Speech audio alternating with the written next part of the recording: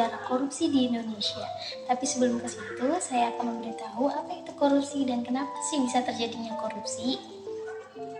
Jadi, korupsi adalah suatu bentuk ketidakjujuran atau tindak pidana yang dilakukan oleh seseorang atau suatu organisasi yang telah diberikan kepercayaan. Namun mereka menggunakan kepercayaan tersebut tidak dengan baik, yakni mereka menyalahgunakan kekuasaan tersebut demi mengambil keuntungan untuk dirinya sendiri. Contoh korupsi adalah suap penyuap, penggelapan uang, dan pemerasan. Kenapa sih korupsi bisa terjadi? Yang pertama, karena adanya sikap tamak pada diri seseorang. Yang kedua, karena gaya hidup yang konsumtif. Yang ketiga, kurangnya moral. Dan yang keempat, kurangnya iman dan takwa. Faktor yang lainnya adalah ada faktor ekonomi, faktor sosial, dan faktor politik. Lalu bagaimana cara mencegah terjadinya korupsi? Nah, dengan 9 nilai anti korupsi ini bisa kita terapkan ya teman-teman. Yang pertama, ada kejujuran, kepedulian, kemandirian, kedisiplinan, tanggung jawab, kerja keras, kesederhanaan, keberanian, dan keadilan.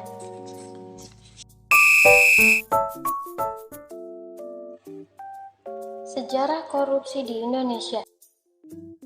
Sejarah korupsi dibagi 4 fase atau zaman. Yang pertama kerajaan, 2 penjajahan, 3 kemerdekaan, dan yang keempat modern. Yang pertama kerajaan. Pada zaman kerajaan dahulu ada yang namanya upeti atau pajak. Nah, dalam penarikan upeti tersebut oleh petugas banyak sekali yang digelapkan karena upeti tidak sampai ke kerajaan. Kedua, penjajahan. Saat penjajahan dahulu, banyak sekali tokoh lokal yang dijadikan badut politik oleh para penjajah. Mereka dipekerjakan untuk menanam upeti dari rakyat. Hal tersebut menjadikan orang Indonesia menindas bangsanya sendiri. Ketiga, ada kemerdekaan. Selepasnya kemerdekaan, Indonesia banyak melakukan sekali pembangunan negara. Para pejabat dan penyelenggara mencari keuntungan dari proyek tersebut dengan cara yang tidak benar. Yang keempat, modern. Di era reformasi, semua penyelenggara telah terjangkit virus korupsi, baik itu bawahan, atasan, pemerintahan pusat, ataupun pemerintah daerah. Contohnya, proyek pembangunan gedung-gedung, pengadaan KTP, dan pengadaan alat kesehatan. Nah, yang terakhir, ini ada sejarah pemberantasan korupsi di Indonesia. Yang pertama itu ada PARAN atau Panitia Retooling Aparatur Negara. Nah, ini namun diganti oleh Kostrat, yaitu Komando Tertinggi Aparatur Revolusi sekitar tahun 1963. Namun pemerintah saat itu setengah hati menjalankan kewajibannya sehingga lembaga itu dihentikan. Nah, yang kedua ada TPK. TPK ini Tim Pemberantasan Korupsi di tahun 1970. TPK dipimpin oleh Jaksa Agung. Namun saat itu ada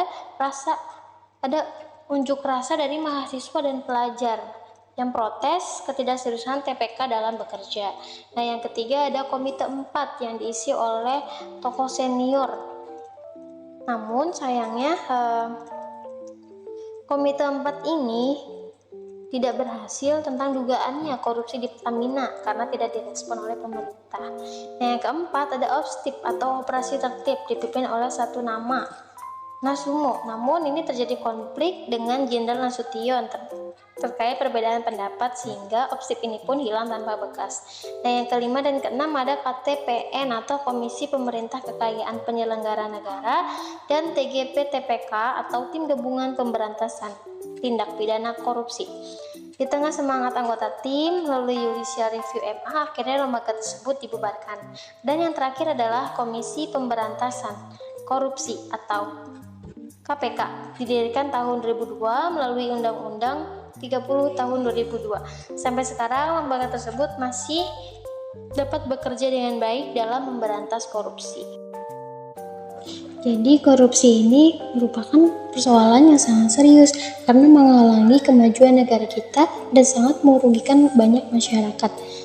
Karena tindakan korupsi ini menghabiskan sumber daya yang seharusnya dipergunakan untuk meningkatkan kesejahteraan bersama dan juga menciptakan keadilan bagi semua masyarakat.